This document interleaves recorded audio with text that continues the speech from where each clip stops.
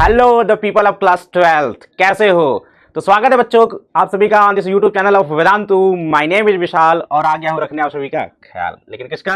Physics का।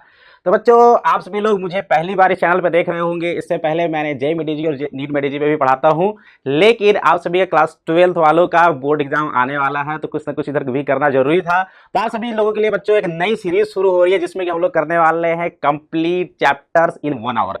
सारे के सारे चैप्टर को बच्चों हम लोग करेंगे 1 आवर में कंप्लीट, बिल्कुल सुपर फास्ट रिवीजन रहने वाला है ना। और उसके बाद हम लोग करेंगे जैसे एक चैप्टर कंप्लीट होता है 1 घंटे में, उसके अगले दिन या फिर एक दिन बाद हम लोग करेंगे बच्चों क्या उस चैप्टर के कम बहुत सारे क्वेश्चन प्रैक्टिस करेंगे। ठीक है, कम से कम 20 क्वेश्चन तो रहेंगे ही एटलीस्ट उस सेशन में, और सेशन लगभग 1.5 घंटे का रहेगा। तो बच्चों हम लोग कुल मिलाकर समझ लो 2.5 घंटे में बिल्कुल चैप्टर को एकदम मजबूत कर देने वाले हैं। एक भी क्वेश्चन अपने को छोड़ करके नहीं आना है बोर्ड की एग्जाम में, चाहे तुम किसी भी बोर्ड के हो, सीबीएसई हो, आईसीएसई हो, UP board, Bihar board, Rajasthan, कहीं वाले हो, कुछ भी नहीं छूटने वाला बच्चों। ठीक है, तो चलो बच्चों शुरू करते हैं। आप सभी का पहला चैप्टर से शुरुआत करते हैं, ray optics and optical instruments से। ठीक है, तो शुरू करने से पहले let me tell you about myself, because पहली बार मुझे देख रहे हो। So I have done my BTech from IIT Mandi and I have been awarded the institute silver medal award also, and I have been teaching the students of both JEE and NEET field from last 2 years. So this is my brief introduction बच्चों। तो चलिए शुरू करते हैं फटाफट without any delay. तो सबसे पहले शुरू होता है बच्चों क्या, रिफ्लेक्शन इन प्लेन मिरर से। रिफ्लेक्शन इन प्लेन मिरर से हम लोग बात को शुरू करते हैं। तो भाई अपने पास है क्या, एक प्लेन मिरर है। मिरर क्या होता है, जिसका एक सरफेस पॉलिश्ड होता है और दूसरा सरफेस क्या होता है बच्चों, रिफ्लेक्शन के लिए तैयार होता है। ठीक है, तो अपने पास क्या है, एक प्लेन मिरर है। एक प्लेन मिरर पे अपने को क्या पढ़ना है बच्चों, रिफ्लेक्शन पढ़ना है। ठीक है, तो आप सभी को पता है ये है अपना नॉर्मल। ठीक है, ये नॉर्मल क्या होता है बच्चों, नॉर्मल कहाँ खींचा जाता है, नॉर्मल उस पॉइंट पे खींचा जाता है जिस पॉइंट पे रे इंसिडेंट होती है, जिस पॉइंट पे रे आकर के गिरती है। तो इस पॉइंट पे मान लो बच्चों क्या हो रहा है, रे आकर के गिर रहा है। आई आर मतलब होता है बच्चों इंसिडेंट रे। इंसिडेंट रे इस पॉइंट पर आकर के गिरता है, जिस पॉइंट पर आकर गिरा उस पर हमने खींच दिया नॉर्मल।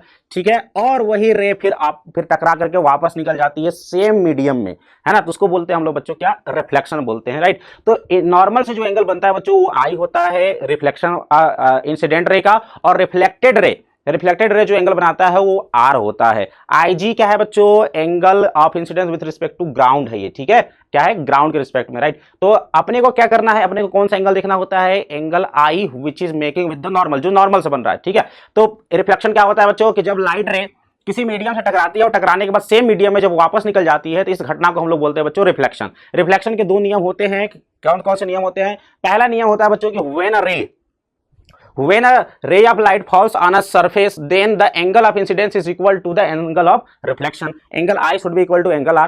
ठीक है, उसके बाद incident ray, reflected ray and normal all lie in the same plane. All lie in the same plane इसका मतलब ये, तुम देख सकते हो एक प्लेन मैंने बना भी रखा है। इस प्लेन में तीनों के तीनों कौन सा, ये जो आई आर है इंसिडेंट रे है, ये जो नॉर्मल है और ये जो रिफ्लेक्टेड रे है, तीनों के तीनों एक ही प्लेन में बच्चों लाई कर रहे हैं। ये हो गया 2 नियम, फटाफट रिवीजन करते चलना है। चलो आगे चलते हैं, हम लोग बात करते हैं रियल और virtual nature of object and image. कैसे पहचानेंगे कौन सा इमेज रियल है या फिर कौन सा इमेज जो है वर्चुअल है, कौन सा ऑब्जेक्ट रियल है, कौन सा ऑब्जेक्ट वर्चुअल है। तो बात करते हैं सबसे पहले हम लोग ऑब्जेक्ट की। तो ऑब्जेक्ट बच्चों होता है 2 टाइप का, रियल ऑब्जेक्ट और दूसरा होता है वर्चुअल ऑब्जेक्ट। रियल ऑब्जेक्ट कैसे किसे कहते हैं बच्चों, जिससे कि लाइट एक्चुअली में निकलती है, जिससे कि लाइट एक्चुअली में निकल रही है ना। देखो इस पॉइंट से बच्चों क्या हो रहा है, इस पॉइंट से देखो लाइट एक्चुअली में निकल रही है, हमें फील नहीं हो रहा, एक्चुअली में निकल रही है, राइट। निकलने के बाद देखो क्या, निकलने के बाद रिफ्लेक्शन हो जा रही है, रिफ्लेक्शन होकर बाहर चली जा रही है, राइट। अब इनको पीछे हमने मिला दिया तो यहाँ पे हमें कहीं ना कहीं इमेज मिल रहा होगा। तो रियल ऑब्जेक्ट मतलब real object is one from which the light rays emanate physically, है ना, जहां से लाइट रेज बिल्कुल उससे निकलती है फिजिकली, वास्तव में निकलती है, रियलिटी में निकलती है। लेकिन वर्चुअल ऑब्जेक्ट के केस में क्या होता है यार, वर्चुअल ऑब्जेक्ट के केस में हमें फील होता है कि लाइट रेज कहां जा रही है बच्चों, वहां से वहां पे जा रही होंगी, है ना।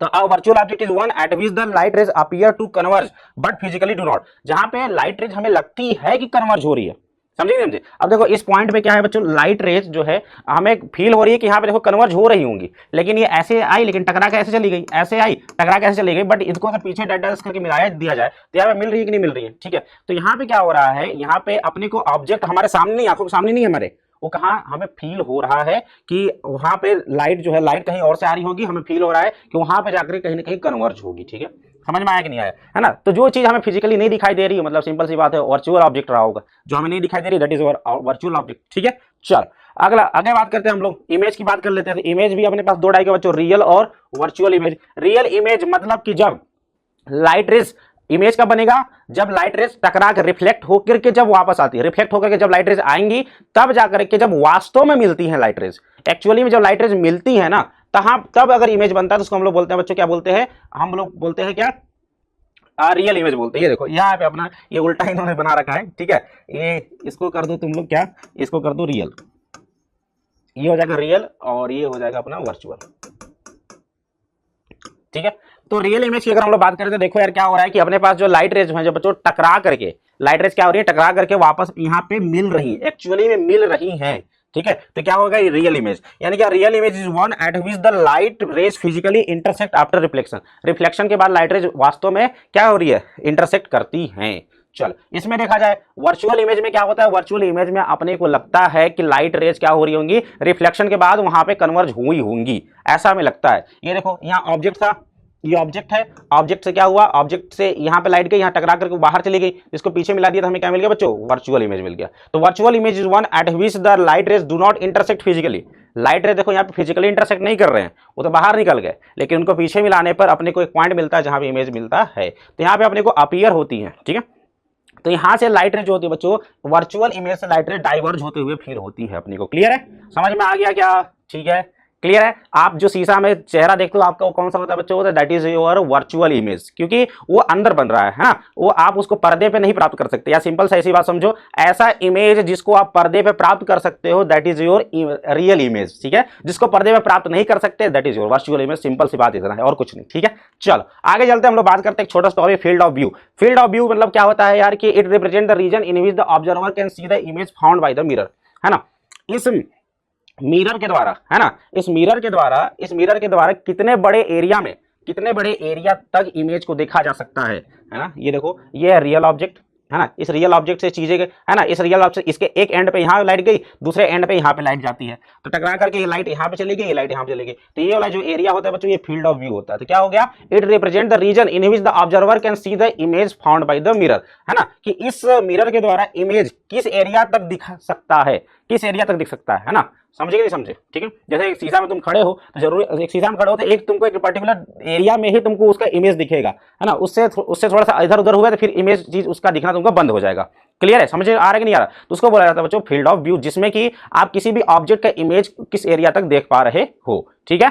चलो आगे चला जाए, अगला है बच्चों की अपना टॉपिक की आप सभी को पता होना चाहिए कि अगर एक व्यक्ति को अपने पूरा हाइट देखना है तो उसके लिए मिरर की ऊंचाई कितनी होनी चाहिए, तो आप सभी को पता होना चाहिए बच्चों उस मिरर की ऊंचाई उस व्यक्ति की ऊंचाई की आधी होनी चाहिए, यानी इस व्यक्ति की ऊंचाई अगर ये यहाँ से यहाँ तक की ऊंचाई है बच्चों h2, फिर यहाँ से यहाँ तक की ऊंचाई है h1, तो मिरर की ऊंचाई होनी चाहिए बच्चों, हाइट ऑफ द मिरर की ऊंचाई कितनी होनी चाहिए, h1 + h2/2, है ना, मिरर की ऊंचाई कितनी होनी चाहिए, आधा होना चाहिए उस आदमी के, ठीक है, डिस्टेंस पे डिपेंड नहीं करता, ये चाहे तुम कितनी भी डिस्टेंस पे रख लो कोई दिक्कत नहीं है, क्या होना चाहिए इनके, इसका जो हाइट है इसके हाइट के आधा के बराबर बस शीशा ले आओ, उतना में तुमको पूरा तुम्हारा इमेज दिख जाएगा, ठीक है। चले आगे चलते बच्चों, हम लोग बात करते हैं number of images found by the plane mirrors, plane mirror द्वारा बनाए गए टोटल नंबर्स ऑफ इमेजेस कितने होते हैं तो उसकी बात कर लिया जाए।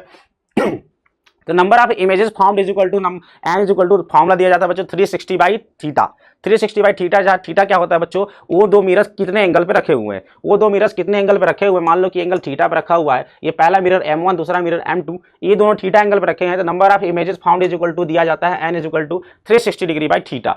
अब ध्यान समझना, अब ये अपना करेक्ट आंसर नहीं होता, अपने को क्या करना होता है, अब इसमें देखना पड़ता है कि इसकी वैल्यू क्या आ रही है, इवन आ रही है ऑड आ रही है, इससे ज्यादा तो कुछ हो ही नहीं सकता है, या तो इवन आ गया या तो ऑड आएगा, राइट।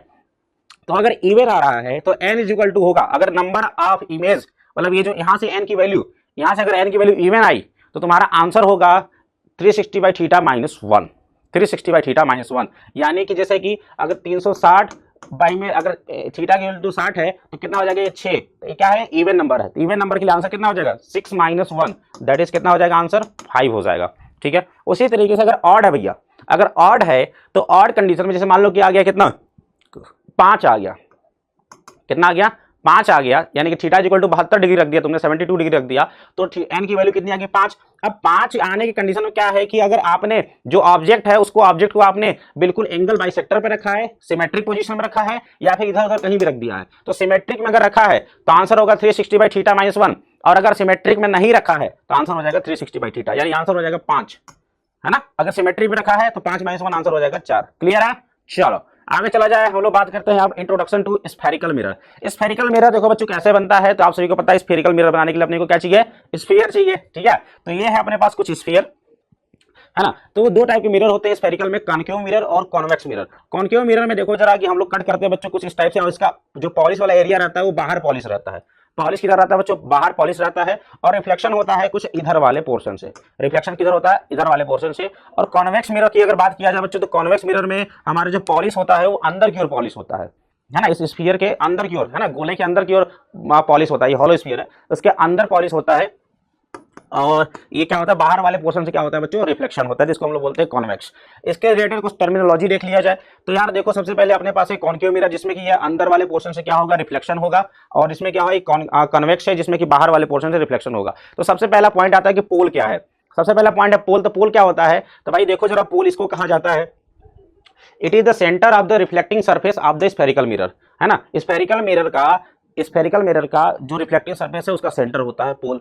उसके बाद ये सब डेफिनेशन याद कर लेना क्लास 12 वालों, ठीक है। उसके बाद सेंटर ऑफ कर्वेचर क्या होता है, सेंटर ऑफ कर्वेचर को सी से दिखाते हैं, it is defined as the centre of the sphere of which the spherical mirror is a part, है ना। ये स्फेरिकल मिरर किसी न किसी स्फीयर का पार्ट ही होगा। तो उस स्फेरिकल मिरर जो आपने लिया है उसका जो सेंटर होगा that is your centre of curvature, centre of curvature. उसके बाद रेडियस ऑफ कर्वेचर क्या हो जाएगा, है ना। तो जिस स्फीयर का वो पार्ट था उस स्फीयर का रेडियस जो होगा that is your radius of curvature. और फाइनल पॉइंट हो गया अपना एपर्चर। एपर्चर क्या होता है बच्चों, एपर्चर मतलब कि जो इफेक्टिव सरफेस है ना, इसका जो इफेक्टिव सरफेस जिससे कि रिफ्लेक्शन होना है ना। ये देखो, इससे जिस एरिया से रिफ्लेक्शन होता है उस एरिया को कहा जाता है बच्चों एपर्चर कहा जाता है। एपर्चर को स्मॉल आर से देखो दिखाया गया है जहां से रिफ्लेक्शन की घटना होती है।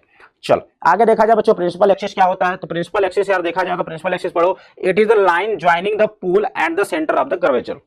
It is the line joining the pole and centre of curvature. Centre of curvature जो ये है सी है, और ये जो पोल पी है, इनको मिलाने वाली रेखा को हम लोग बोलते हैं बच्चों प्रिंसिपल एक्सिस। क्या बोलते हैं, प्रिंसिपल एक्सिस कहते हैं। सिमिलरली सेम फॉर तुम्हारा कॉन्वेक्स लेंस भी हो जाएगा। और उसके बाद अपना है बच्चों फोकल पॉइंट क्या होता है। तो फोकल पॉइंट देखो जरा, इनफाइनाइट से चलने वाली जो रेज होती हैं वो क्या होती है बच्चों, प्रिंसिपल एक्सिस के पैरेलल होती हैं, ठीक है। प्रिंसिपल एक्सिस के पैरेलल जब इनफाइनाइट रेज आती हैं तो क्या होता है बच्चों, वो रिफ्लेक्शन के पश्चात क्या करती हैं, जिस पॉइंट पे कन्वर्ज होती है उसको हम लोग बोलते हैं फोकल पॉइंट। क्या कहते हैं, फोकल पॉइंट। अगर इस कॉनकेव के लिए बात की जाए तो कॉनकेव के लिए बच्चों ये एक्चुअली में कन्वर्ज होती हैं, और कन्वेक्स में हमें फील होता है कि यहाँ पे ये क्या हो रही होगी बच्चों, यहाँ से डाइवर्ज होते हुए फील होती है, राइट। तो दोनों के लिए भाई बात ये है कि जहां से इनफाइन और पैरेलल रेज जहां पे कन्वर्ज होती हैं या फिर जहां से डाइवर्ज होते हुए फील होती हैं, वो पॉइंट उसके लिए फोकल प्लेन कहा जाता है। उसके बाद बात करते हैं बच्चों साइन कन्वेंशन की। तो साइन कन्वेंशन देखिए जरा, तो साइन कन्वेंशन में अगर देखना है तो यार अपने को इधर जिस डायरेक्शन में लाइट रे चलती है उस डायरेक्शन में हम लोग लेते हैं पॉजिटिव, और बाकी उसके अपोजिट में अगर कोई डिस्टेंस मेजर करते हो तो उसको करने वाले हो तुम क्या, नेगेटिव लेने वाले हो, ठीक है। तो चाहे कोई भी मिरर हो, चाहे प्लेन मिरर ले लो, चाहे तुम अपना ये कॉन्वेक्स ले लो, चाहे कॉनकेव ले लो, है ना। ये है तुम्हारा सबसे एंड वाला पॉइंट जहां से रिफ्लेक्शन होगा। तो इधर है बच्चों ये क्या है, मिरर वाला पॉइंट, ठीक है। और इधर है तुम्हारा पॉलिश किया हुआ, पीछे पॉलिश किया हुआ है ना। इधर देखो, इधर क्या है बच्चों, मिरर है, पीछे पॉलिश किया हुआ है ना। इधर मिरर है, पीछे पॉलिश किया हुआ है। तो यार कुल मिलाकर के बात क्या समझे कि जिस डायरेक्शन में रे चल रही है, चाहे कोई भी मिरर हो, प्लेन हो, कॉनकेव हो, कॉन्वेक्स हो, जिस डायरेक्शन में रे चल रही है उस डायरेक्शन में अपने को पॉजिटिव लेना है, और बाकी क्या लेना है, उसका अपोजिट में लेना है नेगेटिव। उसके बाद प्रिंसिपल एक्सिस के ऊपर वाला डिस्टेंस पॉजिटिव होगा, प्रिंसिपल एक्सिस के नीचे वाला डिस्टेंस क्या होगा, नेगेटिव होगा, ठीक है। यही चीज ये कह रहा है। और एक चीज और, इसमें जो भी डिस्टेंस हम लोग मेजर करेंगे, all the distance will be measure from the pole. सारे के सारे डिस्टेंस किधर मेजर किए जाएंगे बच्चों, पोल से मेजर किए जाएंगे। Relationship between R and F की बात किया जाए बच्चों की, आर और एफ के बीच क्या रिलेशनशिप होता है ना। आर मतलब रेडियस ऑफ कर्वेचर और एफ मतलब फोकस दूरी, है ना। ये देखो इसका कुछ ना कुछ फोकस रहेगा, तो फोकस की दूरी और आर के बीच क्या रिलेशनशिप होता है। तो फोकस और आर के बीच रिलेशनशिप जो होता है बच्चों याद रखिएगा, है ना। जनरल फार्मूला अगर मैं बता दूं आप सभी को, तो जनरल फार्मूला आपको लिखना है F is equal to R minus R by two sec theta. क्या बोलोगे, F is equal to R minus R by two sec theta होता है। और अगर आपने तो फार्मूला सुना होगा कि F is equal to sir R by two होता है, तो वो फार्मूला केवल तभी लगता है जब अपर्चर अपना जो होता है बच्चों क्या होता है, बहुत छोटा होता है। अपर्चर बहुत छोटा होता है तो थीटा को हम लोग मान लेते हैं क्या, 0, और सेक 0 का वैल्यू होता है बच्चों 1, ठीक है। तो सेक 0 की अगर वैल्यू 1 हो जाएगी तो आर में से आर बाई 2 जाएगा तो क्या बचेगा, आर बाई 2 ही बचेगा। तो फोकस दूरी जो निकल के आती है वो होती है बच्चों रेडियस ऑफ कर्वेचर के आधे के बराबर होती है। अदरवाइज अपने को कौन सा फार्मूला याद रखना है, अपने को ये वाला फार्मूला याद रखना है, ठीक है। याद हो जाएगा क्या, ठीक है। चलो आगे चलते हैं, हम लोग बात करते हैं image formation by concave mirror. Concave mirror से इमेज फॉर्मेशन की अगर बात किया जाए बच्चों तो लगभग लगभग 6 कंडीशन अपने को पढ़ना होता है। सबसे पहला कंडीशन ये है कि जब ऑब्जेक्ट अपना इन्फिनिटी पे रहता है तो इन्फिनिटी से चलने वाले जो रेज होते हैं बच्चों पैरेलल होते हैं, और रिफ्लेक्शन के बाद कहां पे मुड़ती है बच्चों, फोकस पे मिलती है। तो फोकस पे जो इमेज बनता है बच्चों वो क्या होगा, बहुत ही छोटा इमेज होता है। तो इन्फिनिटी पे जब ऑब्जेक्ट रहता है तो इमेज कहां बनेगा, फोकस पे बनेगा। इमेज की क्वालिटी देखिए तो भैया याद रखना, इसके द्वारा केवल एक ही कंडीशन में इमेज सीधा बनता है, बाकी हर कंडीशन में इमेज कैसा बनता है, उल्टा बनता है, याद रखना। तो ये इमेज बनेगा बच्चों रियल, है ना। और इमेज कैसा बनता है, कॉनकेव मिरर द्वारा इमेज हमेशा रियल बनता है, क्योंकि वास्तविकता में रेज जो है आकर के मिलती है। ये देखो वास्तविकता में रेज आकर मिल रही है कि नहीं मिल रही है, ठीक है। तो अगर वास्तविकता में रेज अगर आकर के मिल रही है रिफ्लेक्शन के बाद, तो अपना इमेज जो बनेगा that will be our real image. तो भैया रियल होगा, इन्वर्टेड होगा मतलब उल्टा होगा, और हाईली डिमिनिश मतलब बहुत ही छोटा, देख लो यार मतलब बिल्कुल बिंदु आकार का बन रहा है, ठीक है।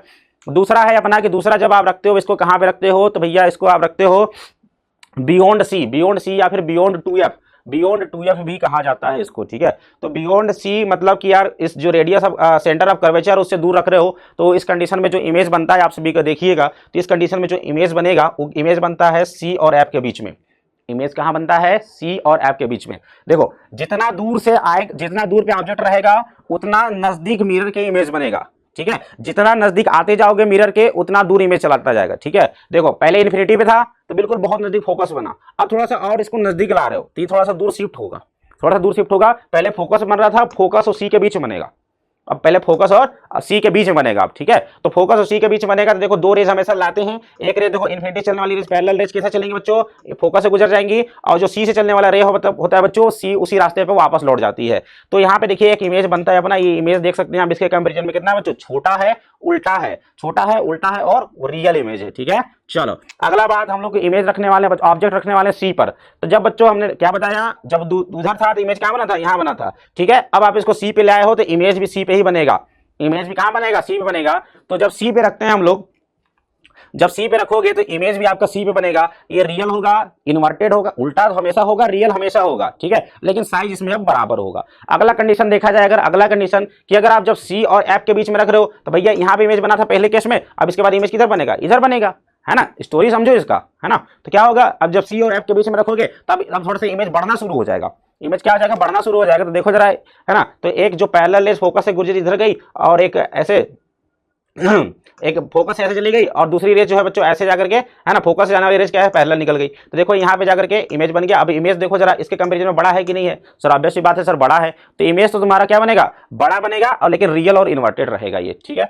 और अपना सबसे लास्ट केस जो कि सबसे अलग है, इसमें क्या होता है कि जब हमारा ऑब्जेक्ट को हम लोग रखते हैं कहाँ बच्चों, ऑब्जेक्ट को हम लोग रखते हैं फोकस वाले केस पे, है ना, फोकस पे रखते हैं, लास्ट वाला केस अभी सेकंड लास्ट है ये। जब फोकस पे रखते हैं तो फोकस पे रखते हैं तो इमेज कहां बनता है, इन्फिनिटी पे बनता है ना भाई। याद रखो जब इन्फिनिटी पे था तो इमेज कहां बना था, फोकस पे। तो फोकस पे जब ऑब्जेक्ट रखोगे तो इमेज कहां बनेगा, इन्फिनिटी पे बनेगा, क्योंकि देखो कहीं कट नहीं रहा है। तो हम लोग मानते हैं कि इन्फिनिटी पे कट करेगा तो इन्फिनिटी पे जाकर के इमेज बनेगा। तो जब इन्फिनिटी पे इमेज बनेगा मतलब समझ लो कितना बड़ा इमेज बनेगा, राइट। तो क्या हो जाएगा, जब फोकस पे रहेगा तो इमेज बनेगा इन्फिनिटी पे, और रियल रहेगा, इन्वर्टेड रहेगा, और बहुत ही बड़ा रहेगा भाई, ठीक है। और लास्ट केस है अपना जो कि हम लोग रखने वाले हैं फोकस से भी नजदीक लेंगे, फोकस और पोल के बीच में रखेंगे। फोकस और पोल के बीच में रखेंगे तो भैया इस कंडीशन में जो इमेज बनता है ना, वो रियल इमेज नहीं बनता, बल्कि कौन सा इमेज बनता है, ये वर्चुअल इमेज बनता है। जरा देखो, ये देखो जरा वर्चुअल इमेज बनता है इस कंडीशन में जब फोकस और पी के बीच में जब रहता है तब। तो क्या होता है इसमें कि अपने को क्या करना है, अपने को क्या करना है भाई, अपने को क्या करना है, यहां से एक रेज गया, यहाँ से एक रे गया, यहाँ से एक रे जो है भैया ये देखो सेंटर ऑफ कर्वेचर के अलांग जा रही है। तो क्या होगा, टकराने के बाद फिर से अपने रास्ते पर वापस आ जाएगी क्या, ठीक है। और उसके बाद बच्चों एक पोल से टकराई, पोल से टकरा करके ऐसे आ गई। इनको अगर आप पीछे की ओर मिलाते हो तो बच्चों यहाँ पे कुछ मिलते हुए दिखाई देता है। तो एक तरीके से देख सकते हो बच्चों, जो इमेज बन रहा है वो मिरर के पीछे बन रहा है, मिरर के पीछे बन रहा है, मतलब हमें दिखाई मतलब हमें मतलब एक्चुअली में फील नहीं होगा कि मतलब इस इमेज को आप पर्दे पे प्राप्त नहीं कर सकते हो, है ना। तो यानी कि ये इमेज जो है क्या बच्चों, वर्चुअल है, और देख सकते हो इमेज सीधा है, ये पेड़ सीधा है तो ये भी पेड़ सीधा है, ठीक है। तो इमेज कैसा बना, सीधा। तो ये केस थोड़ा सा डिफरेंट था, तो इसको याद रखिएगा। इस केस में क्या होता है, बिहाइंड द मिरर बनता है, और वर्चुअल इरेक्ट मतलब सीधा, और इनलार्ज बनता है भाई साहब, ठीक है। चलो ठीक है, कॉनकेव मिरर के लिए हम लोग पूरा कंडीशन समझ चुके हैं। तो हम लोग कॉनकेव मिरर के लिए पूरा कंडीशन क्या समझ चुके हैं भैया, कि पूरा कंडीशन ये समझ ही चुके हैं कि अगर सी और एफ के बीच में रखता है तो बियॉन्ड सी बनता है ना। ये पूरा देख ही लिए थे यार, है ना। आगे चलो, image formation by convex mirror.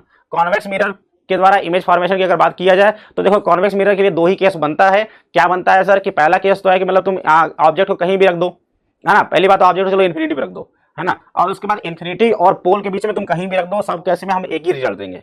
Convex mirror का कुछ ऐसा सीन है, ठीक है। तो कॉन्वेक्स मिरर क्या बोलता है कि जब ऑब्जेक्ट को जब इन्फिनिटी पे रखते हो तो इमेज बनता है तुम्हारा फोकस पे। इमेज कहाँ बनता है? फोकस पे। तो देखो जब ऑब्जेक्ट अपना इन्फिनिटी पे है तो इमेज कहाँ बन रहा है भैया? टकरा कर कैसे निकल गई, है ना, इसको पीछे पीछे मिला दिया तुमने, तो पीछे मिला दिया तो तुमको इमेज तुमको बनते हुए दिखाई देगा। कहाँ बन रहा है? देखो फोकस पे इमेज बनता है। फोकस पे क्या बनता है? इमेज बनता है, जो कि बहुत छोटा होता है बच्चों। तो ये क्या है?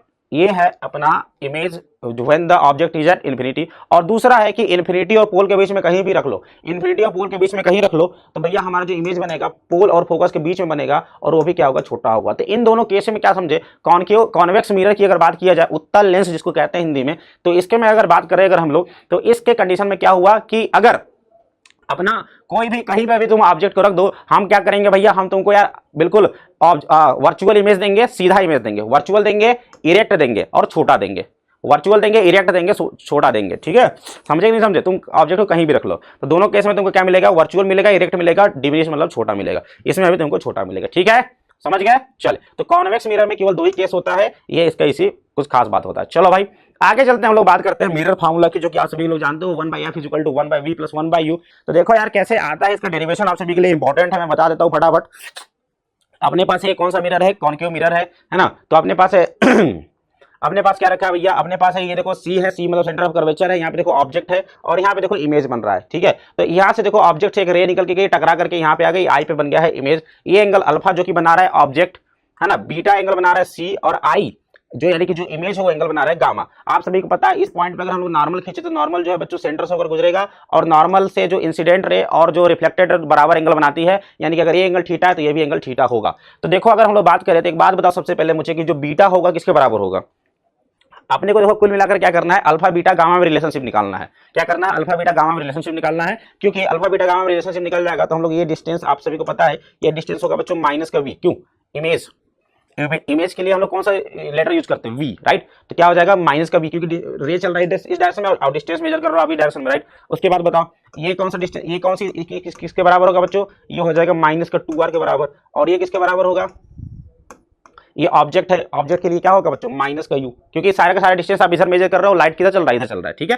चलो तो एक बार बताओ हम लोग को क्या करना? अल्फा बीटा गामा में रिलेशनशिप खोजना है। तो बीटा इज इक्वल टू, आपने क्या बोला यार? बीटा इज इक्वल टू, एक बात बताओ इस ट्राइंगल के लिए, इस ट्राइंगल के लिए बीटा जो है एक्सटर्नल एंगल की तरह काम करेगा, तो जो बीटा होगा अल्फा प्लस थीटा के सम के बराबर होता है। सही बात है, प्रूव कर सकते हो, कोई दिक्कत वाली बात नहीं है। चलो ये हो गया। अगला बताओ जो गामा होगा वो बीटा प्लस थीटा के बराबर होगा। सर होगा, अच्छी बात है सर, है ना। अल्फा प्लस सॉरी गामा जो होगा इसके लिए बात कर लेते हैं, इस पूरे के लिए बात करते हो। गामा इसके लिए भी है और इस बड़े वाले के लिए भी इंटरनल एक्सटर्नल एंगल काम कर रहा है। तो बड़े वाले के लिए देखो तो गामा इज इक्वल टू क्या हो जाएगा? अल्फा प्लस ये पूरा angle alpha plus 2 theta, alpha plus 2 theta, है ना। तो क्या करो यहाँ पे, यहाँ से थीटा के वैल्यू को उठा करके यहाँ रख दोगे, थीटा के वैल्यू उठा कर रख दो। थीटा के वैल्यू क्या रखोगे? बीटा माइनस अल्फा, यहाँ रख दोगे तो क्या हो जाएगा सर? ये हो जाएगा अपना बीटा प्लस अल्फा, यानी 2 बीटा इज इक्वल टू हो जाएगा सर अल्फा प्लस गामा।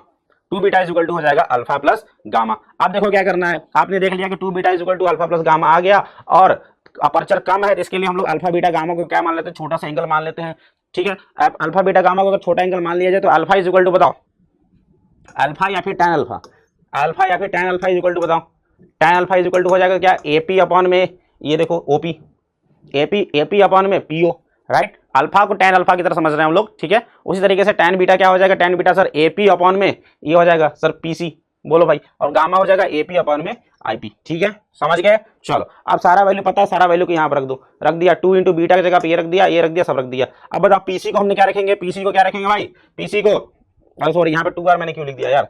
ये r ही होगा ना, क्यों? अरे भाई ये रेडियस ही तो है, डायमीटर थोड़ी था, रेडियस ही तो होगा ना। तो क्या हो जाएगा? ये रेडियस हो गया अपना, है ना। तो ये r के बराबर होगा, लेकिन डिस्टेंस इधर मेजर कर रहे हैं तो ये क्या होगा? r को हम लोग को निगेटिव रखना पड़ेगा। तो जो PC है, PC की जगह पे क्या रखेंगे? -2r। PO की जगह पे PO बताओ माइनस का u और PI v। तो यहाँ से आप सभी को पता है माइनस कॉमन लेकर काट दो तो 2/r। आप सभी को पता है f is equal to r/2, तो 2/r इज इक्वल टू क्या लिखोगे? 1/f लिखोगे, नहीं लिखोगे, ठीक है। तो वही आ गया 1/f is equal to 1/v + 1/u। ये सभी डेरिवेशन जो था आप सभी के लिए बहुत इंपॉर्टेंट था, इसलिए मैंने आप सभी को बता दिया है, कर जरूर लेना, ठीक है। चलो बात करते हैं हम लोग मैग्निफिकेशन स्फेरिकल मिरर की भैया। तो देखो जरा कि आप सभी लोग देख रहे हैं कि पीछे हमारा गाड़ी कुछ और था और दिख रहा है, शीशा में कुछ और दिख रहा है, तो इसके इमेज की साइज कैसी है ना। हम लोग दाढ़ी वाड़ी बनाते हैं तो क्या होता है बच्चों, ये देखो है ना, शीशा में देख के बनाते हैं तो इसकी कितनी है मैग्निफिकेशन, राइट। तो मैग्निफिकेशन मतलब कि साइज ऑफ इमेज जो दिख रहा है आपको मिरर में वो कितनी है, वो कैसे करेंगे, तो उसके लिए अपन लोग फॉर्मूला यूज करते हैं बच्चों मैग्निफिकेशन का। मैग्निफिकेशन मतलब होता है height of the image, H I मतलब आई मतलब इमेज, ओ मतलब ऑब्जेक्ट, एच आई अपॉन में एच ओ,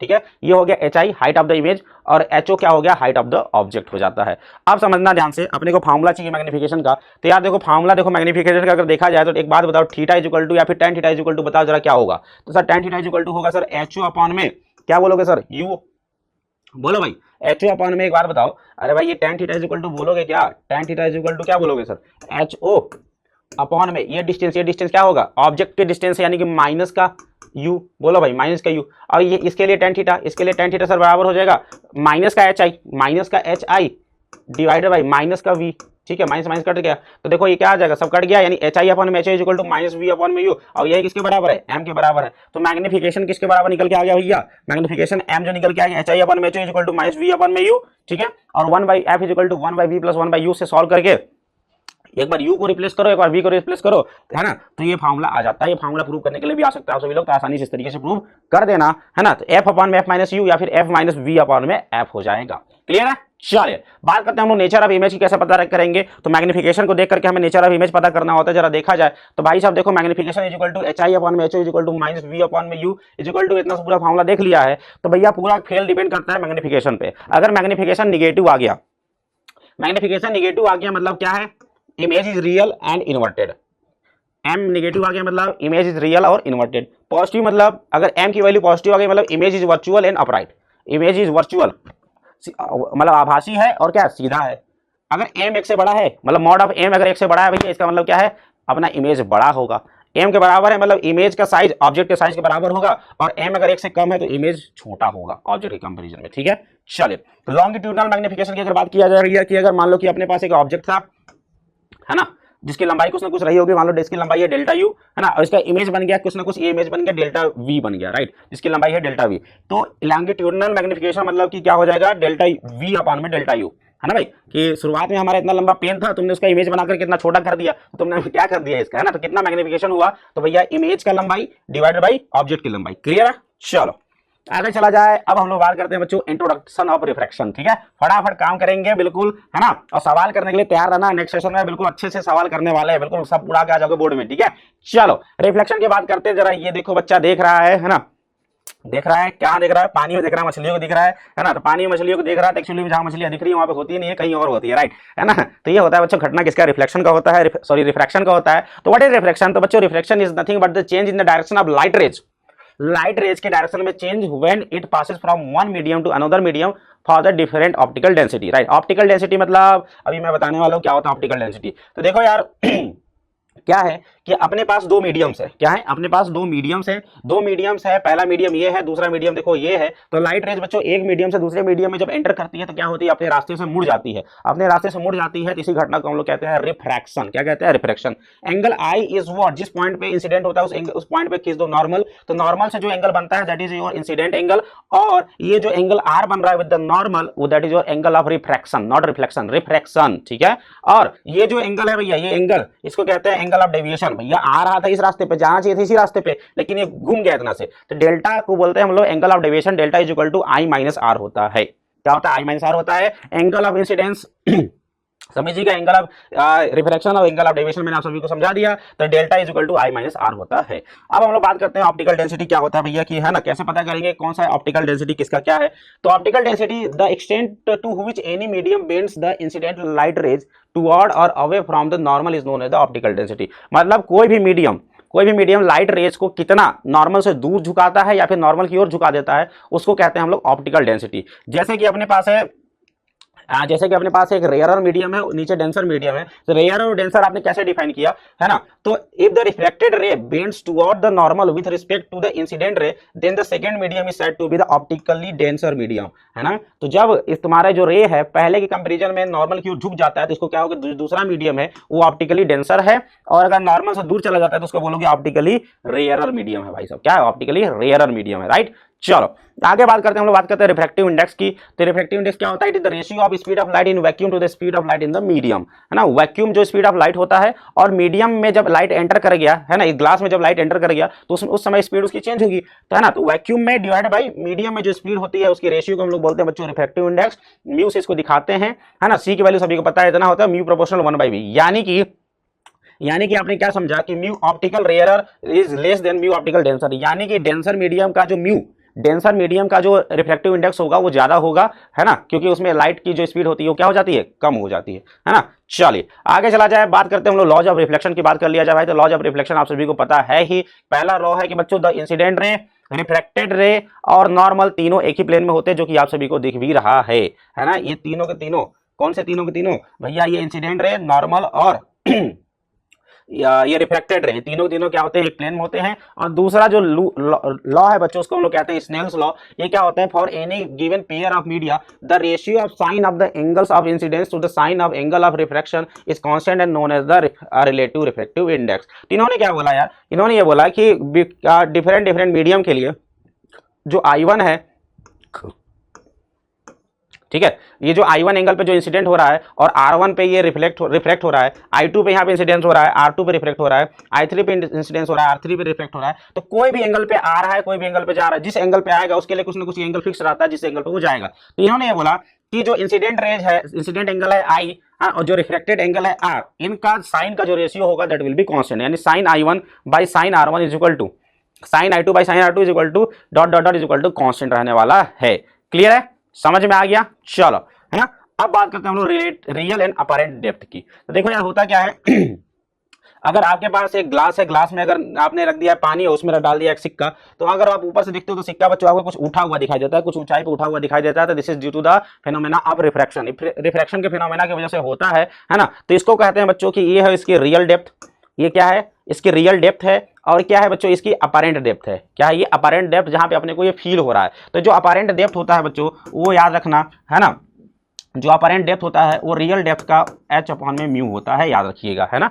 अगर ये पूरा है अपना h, ये पूरा है h और ये d है, तो जो d होगा वो h अपॉन में म्यू के बराबर होगा, याद रखना। अगर अपने पास बहुत सारे मीडियम हो गए, जैसे कि एक म्यू1 है, फिर म्यू2 है, फिर म्यू3 है, ये d1 d2 d3 इनकी ऊंचाई है, तो जो इसकी अपरेंट डेप्थ जो होगी अपना, वो अपरेंट डेप्थ क्या होगा? d1 by mu one plus d2 by mu two plus d3 by म्यू3, ये हो जाएगा अपना अपरेंट डेप्थ हो जाएगा। क्लियर है? चलो बात करते हैं हम लोग नेक्स्ट घटना टोटल इंटरनल रिफ्लेक्शन की। तो टोटल इंटरनल रिफ्लेक्शन मतलब क्या होता है बच्चों की? जब ऐसी घटना होती है कि क्या होता है कि जो अपना रिफ्रैक्टेड रे है वो क्या होता है बच्चों बिल्कुल नॉर्मल से 90 डिग्री पे निकल जाता है ना। तो उस एंगल के बाद अगर आप थोड़ा सा भी एंगल को अगर आप बढ़ाते हो इंसिडेंट एंगल को, तो होता क्या है कि रे जो है उसी मीडियम में वापस आने लगती है, जबकि यहाँ पे कोई भी पॉलिश वगैरह नहीं हुआ है ना। सिंपल से बात देखो, यहाँ पे ये डेंसर मीडियम है, रेयर मीडियम एंगल I1 पे हमने किसी चीज को डाला है, चलो ये निकल गया, ठीक है, निकल गया। चलो अब हमने क्या किया, थोड़ा सा इस एंगल I1 को थोड़ा सा बढ़ाया तो हमने देखा कि I2 पे बढ़ाया तो देखो और इधर निकल गया, मतलब और ज्यादा डेविएट हो गया, राइट, है ना। उसके बाद एक ऐसा एंगल IC आया, क्रिटिकल एंगल एक ऐसा आ गया जिसपे कि हमने डाला तो ये देखा कि भैया ये तो 90 डिग्री पे निकल गया, ये तो ये रे किस पे निकल गया बच्चों? 90 डिग्री पे निकल गया, राइट। और इसके बाद इस क्रिटिकल एंगल, इस खतरनाक से एंगल के बाद अगर थोड़ा सा भी अगर आपने एंगल को बढ़ा दिया, है ना, एंगल को थोड़ा सा बढ़ा दिया तो क्या होगा? ये जो रे था उसी मीडियम में वापस आ जाएगी। क्या हो जाएगी? उसी मीडियम में वापस आ जाएगी। और इस घटना को हम लोग कहते हैं टोटल इंटरनल रिफ्लेक्शन कहते हैं, है ना, क्योंकि यहाँ पे कोई भी पॉलिश, कोई मिरर नहीं है, कोई मिरर नहीं है अपना रखा हुआ, है ना, फिर भी उसी मीडियम में वापस आ जाएंगे। इसको कहा जाता है बच्चों टोटल इंटरनल रिफ्लेक्शन कहा जाता है। ठीक है, IC is the critical angle और I is equal to IC is equal to grazing emergence. ठीक है, condition for the total internal reflection के लिए कि लाइट को हमेशा क्या होना चाहिए बच्चों? डेंसर से रेयर मीडियम में जाना चाहिए, तभी तो नॉर्मल से दूर भागेगा ना। और दूसरा बात, जो I होना चाहिए वो क्रिटिकल एंगल से जाना होना चाहिए, तभी जाकर के टोटल इंटरनल रिफ्लेक्शन हो पाएगा। चलिए, तो टोटल इंटरनल रिफ्लेक्शन में अगर हम लोग स्टेन्स लॉ लगाएं अगर बच्चों, तो देखो जरा, ये है अपने पास एक डेंसर मीडियम म्यू डी, ये म्यू आर, तो क्या लिखोगे बताओ सर? लिखोगे साइन I, है ना, लगाओ जरा, तो क्या हो जाएगा? Mu D into sine I is equal to mu R into sine 90, mu R into sine 90। तो यहाँ से mu D sine IC, I क्या है?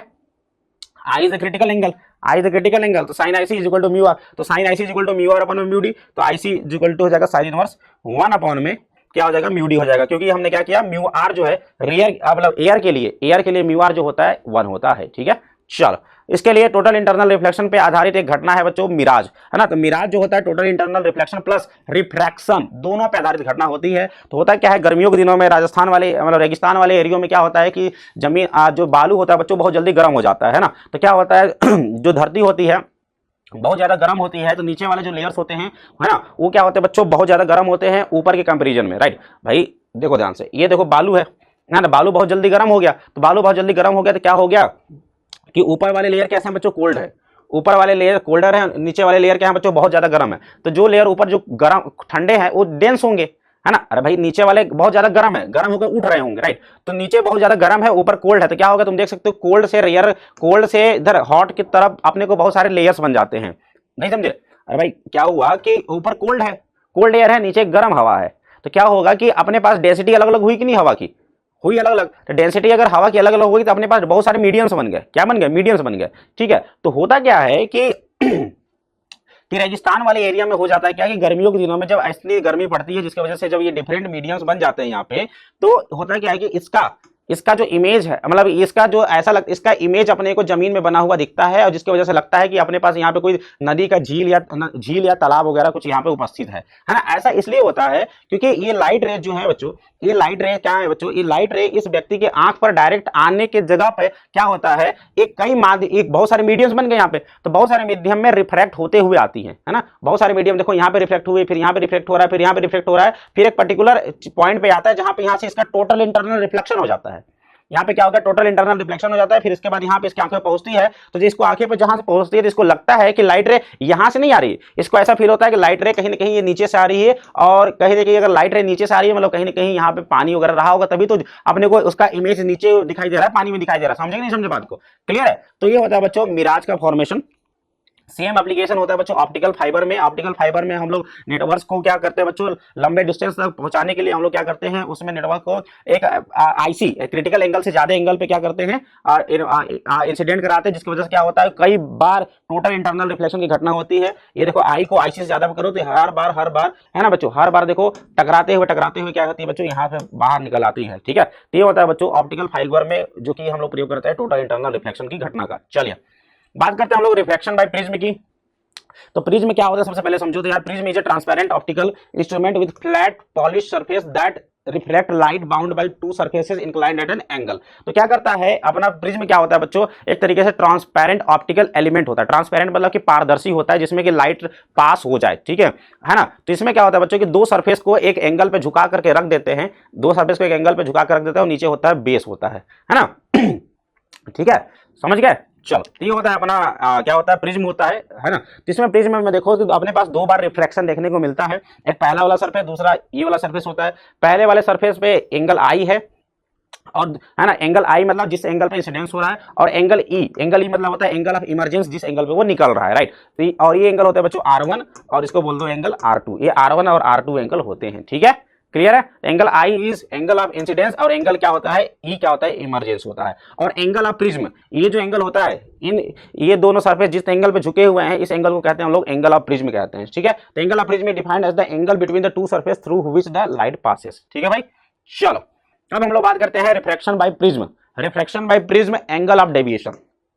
एंगल ऑफ डेविएशन की अगर बात किया जाए तो देखो यार अपने पास क्या है, प्रिज्म है ना। इस प्रिज्म पे एंगल आई पे एक रे क्या हुई इंसिडेंस हुई और एंगल ई पे जाकर के निकल गई, है ना। तो इसको देखो जाना चाहिए था इस रास्ते पे, इसको जाना चाहिए था इस रास्ते पे, है ना। लेकिन ये चली कहाँ गई, ये चली कहाँ गई, इस रास्ते पे चली गई। तो इसको इनके बीच का अगर एंगल देखा जाए, इन दोनों के बीच का एंगल देखा जाए तो वही तो एंगल होगा ना एंगल ऑफ डेविएशन। समझे समझे बात को, this is the angle of deviation, right. तो समझे, तो वही अपने को डेल्टा एंगल निकालना है भाई, वही क्या करना है अपने को डेल्टा एंगल निकालना है। तो कैसे निकालेंगे तो देखो ध्यान से देखो, अपने को क्या चाहिए, डेल्टा एंगल चाहिए। तो यार देखो डेल्टा एंगल की अगर बात किया जाए तो एक बात बताओ, ये आई पे आया है ना, ये R1 पे चला गया, कितना पे चला गया, ये R1 पे चला गया, तो ये कितना होगा सर, ये वाला एंगल कितना होगा जरा बताओ। तो सर ये होगा I माइनस R1, ठीक है। अगर ये R2 है, ये R2 है, ये पूरा E है, तो ये वाला एंगल कितना होगा, E माइनस R2 होगा। इस ट्राइंगल में आ जाओ, इस ट्राइंगल की अगर बात कर लेते हैं, इस ट्राइंगल में I माइनस R1 है, ये E माइनस R2 है, एंगल डेल्टा है। तो delta is the angle of external angle है, तो डेल्टा किसके बराबर हो जाएगा, इन दोनों के सम के बराबर होगा।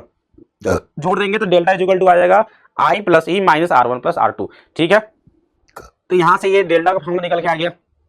जो एंगल ऑफ डेविएशन होगा भैया इंसिडेंस एंगल और इमरजेंस एंगल को जोड़ दो और उसके बाद उसको घटा दो, अंदर वाले R1 R2 उसको घटा दो। तो अंदर वाले R1 R2 हम देखो पता तो नहीं होता, तो कैसे करेंगे, है ना। तो उसके लिए अपन क्या कर सकते हैं कि देखो आप सभी को पता है कि sum of the angles in a quadrilateral is 360 degree, 360 degree होता है कि नहीं होता है सर, होता है ना। तो इसी को अगर हम लोग बात करते हैं, इसी चीज को अगर हम लोग देख लिया जाए, इस पूरे क्वाड्रिलेटरल की अगर बात किया जाए, इस पूरे क्वाड्रिलेटरल की, तो भैया ये कितना है, ये पूरा 90 डिग्री, ये पूरा 90 डिग्री, ये एंगल कितना है ये एंगल होगा भैया 180 माइनस R1 प्लस R2, है ना। और ये एंगल ये हो गया। तो देखो जरा 180 minus R1 plus R2 plus 90 plus A और plus 90 is equal to 360 degree, यानी कि A इज इक्वल टू आ गया R1 plus R2, A is equal to आ गया R1 प्लस R2, तो डेल्टा इज इक्वल टू हो जाएगा I plus E minus A। अब यहाँ से अपना काम हो जाएगा, क्योंकि अपने को अंदर किस एंगल पे आ रहा है जा रहा हो तो हमें नहीं पता ना यार, खैर पता कर सकते हैं हम लोग स्नेल्स लॉ से, लेकिन अपने को यहीं से काम हो जाएगा। Delta is equal to I plus E minus A कर देंगे, जितना इंसिडेंस एंगल इमरजेंस एंगल जोड़ दो उसमें से प्रिज्म एंगल को घटा दो, ये हो जाएगा अपना डेविएशन। ठीक है,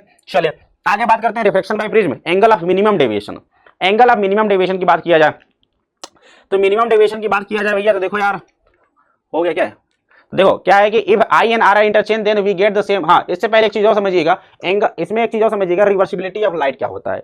रिवर्सिबिलिटी ऑफ लाइट क्या होता है, तो रिवर्सिबिलिटी ऑफ लाइट मतलब ये होता है बच्चों रिवर्सिबिलिटी ऑफ लाइट मतलब क्या होता है कि जैसे मान लो कि ये देखो, मान लो कि एक किसी एंगल पे आता है ना, एक किसी एंगल पे आया, ठीक है, मान लो कि angle theta is equal to 30 degree पे आता है ये, ठीक है, और यहां से निकलता है theta is equal to 60 degree पे, राइट। तो 30 डिग्री पे आया, 60 डिग्री पे निकल गया। अगर इसी को आप अगर इधर से 60 डिग्री पे डाल दोगे ना, तो 30 डिग्री पे ही निकलेगा। तो ये होता है बच्चों रिवर्सिबिलिटी ऑफ लाइट। तो क्या कहता है ये कि if I and E are interchange then we get the same value of delta because of the principle of reversibility. तो अपने को I और E को चेंज कर दो तो कोई फर्क नहीं पड़ता है, I और E को चेंज कर दो, क्योंकि I और E में देखो जरा यहाँ पे I की जगह E कर दो, E की जगह I कर दो, कोई फर्क पड़ेगा क्या? अरे भाई 30 प्लस 10 करो या फिर 10 प्लस 30 करो, कोई फर्क नहीं पड़ेगा। ठीक है, समझ गया, क्लियर है। यानी कि अपना जो है इंसिडेंस एंगल और इमरजेंस एंगल को चेंज कर देने पे कोई फर्क नहीं पड़ता। हमने शुरुआत में इंसिडेंस एंगल x और इमरजेंस एंगल y रखा, बाद में इंसिडेंस एंगल y और इमरजेंस एंगल x इंटरचेंज कर दिया। तो दोनों केस में देखो डेविएशन, इस केस में डेविएशन कितना है, यही इतना ही है, इस केस में डेविएशन देखो बराबर है। तो दोनों केस में देखो बच्चों डेविएशन देखो क्या होता है, बराबर होता है। और इसका ग्राफ कुछ इस तरीके से चलता है, डेल्टा वर्सेस आई का graph, delta versus I graph कुछ इस तरीके से चलता है। सेम एंगल मतलब आई और ई को चेंज करने पर कोई फर्क नहीं पड़ेगा अपना। ठीक है, चलो, है ना। अब बात करते हैं हम लोग मिनिमम एंगल ऑफ डेविएशन, इसकी हम लोग बात कर रहे थे। तो मिनिमम एंगल ऑफ डेविएशन की अगर बात किया जाए तो at minimum angle of deviation the ray will be parallel to the base of the prism.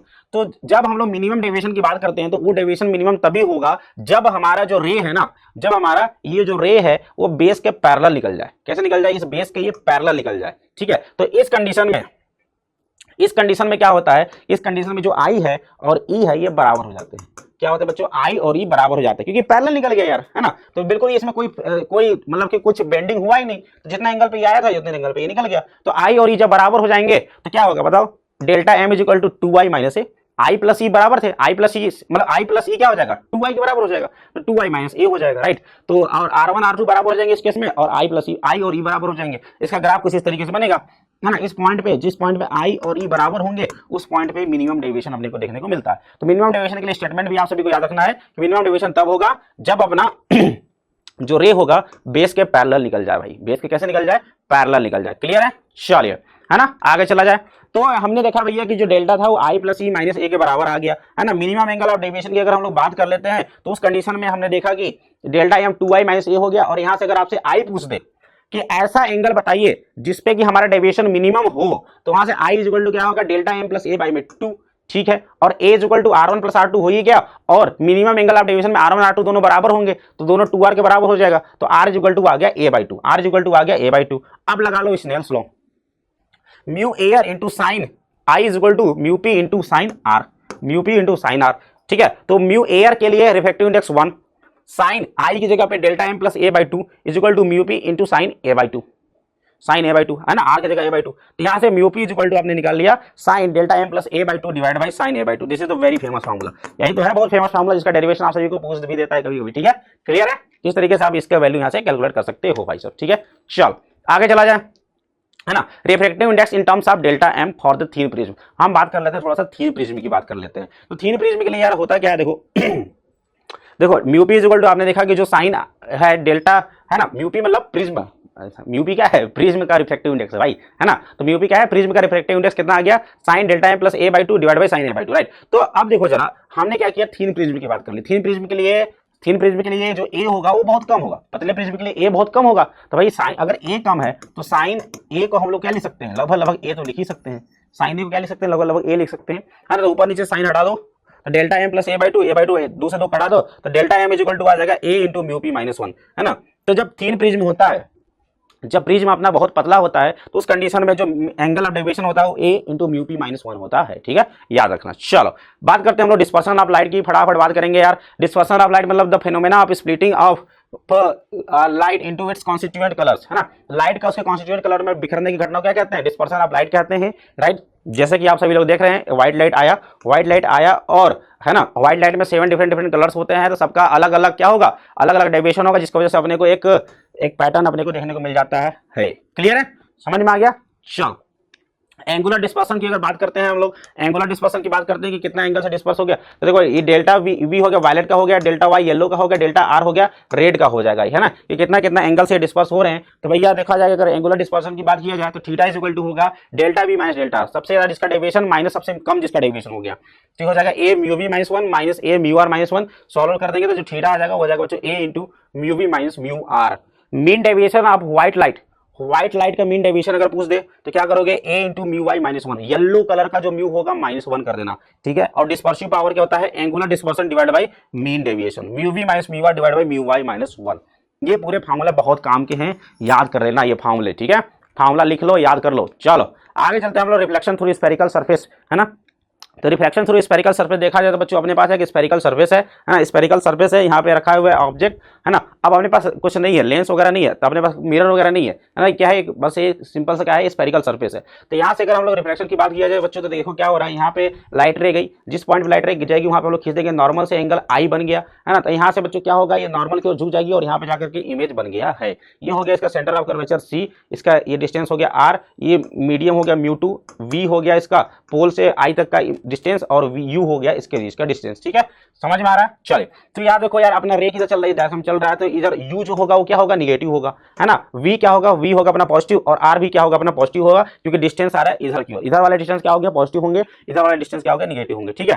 तो अपने को क्या करना है, अल्फा बीटा गामा में रिलेशनशिप निकाल करके अपने को क्या करना है, रिलेशनशिप स्टेब्लिश करना होता है। तो आप सभी ने किया होगा, तो मैं डायरेक्ट रिलेशनशिप आप सभी को बता देता हूं। इसका डायरेक्ट रिलेशनशिप क्या होता है सर, डायरेक्ट रिलेशनशिप होता है mu two by V minus mu one by U is equal to mu two minus mu one by R. बाकी इसका डेरिवेशन दे रखा है ना, कर लेना, कोई दिक्कत नहीं है, आसान सा, बहुत आसान सा डेरिवेशन होता है, but due to lack of time मुझे थोड़ा सा एक्सप्लेन नहीं कर पाऊंगा, लेकिन क्या है कि अपने को ये फार्मूला लास्ट में याद रखना ही है, mu two by V minus mu one by U is equal to mu two minus mu one by R, ठीक है।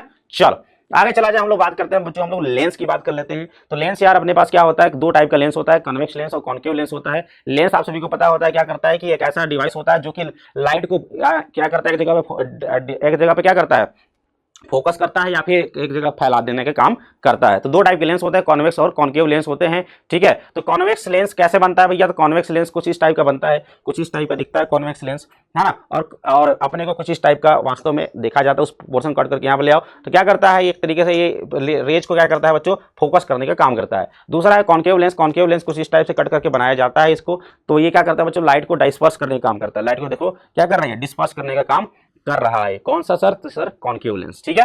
चले अब कॉन्वेक्स लेंस और कॉन्केव लेंस के मिला जुला करके बहुत सारे प्रकार के हम लोग लेंस बना लेते हैं। जैसे दोनों तरफ अगर कॉन्वेक्स है तो बाई कॉन्वेक्स, एक तरफ प्लेन एक तरफ कॉन्वेक्स, प्लेनो कॉन्वेक्स, फिर ये कॉन्वेक्स लेंस हो गया, है ना।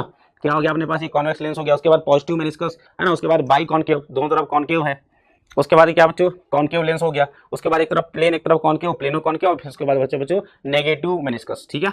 चल अब हम लोग बात करते हैं इससे रिलेटेड कुछ टर्मिनोलॉजी की बात कर लिया जाए। तो भैया टर्मिनोलॉजी की सबसे पहले बात किया जाए तो सबसे पहला बात आता है यहाँ पे सेंटर ऑफ कर्वेचर की। तो सेंटर ऑफ कर्वेचर क्या है, the centre of the sphere of which the each surface of the lens forms a part, ठीक है। तो मतलब कि जो लेंस है जो लेंस है वो अलग अलग स्फीयर से मिलकर के बने होंगे। एक पोर्शन अलग, देखो जैसे ये देखो, ये अलग पोर्शन से मिलकर बना होगा, ये दूसरे वाला ये वाला अलग स्फीयर से मिलकर बना होगा। तो इसके लिए ये होगा इसका सेंटर ऑफ कर्वेचर और इसके लिए ये होगा सेंटर ऑफ कर्वेचर। यानी कि लेंस के लिए दो दो सेंटर ऑफ कर्वेचर रहेंगे, दो दो रेडियस ऑफ कर्वेचर रहेगा, दो दो फोकस रहेंगे। ठीक है, प्रिंसिपल एक्सिस की बात समझ में आ गया है ना। The line joining the centre of curvature for the two bounding surface, दोनों बाउंडिंग सरफेस के मिलाने वाली जो लाइन होती है उसको हम लोग क्या बोलते हैं बच्चों, प्रिंसिपल ऑफ एक्सिस कहते हैं। Radius of curvature the distance between the centre of lens and the centre of curvature, है ना।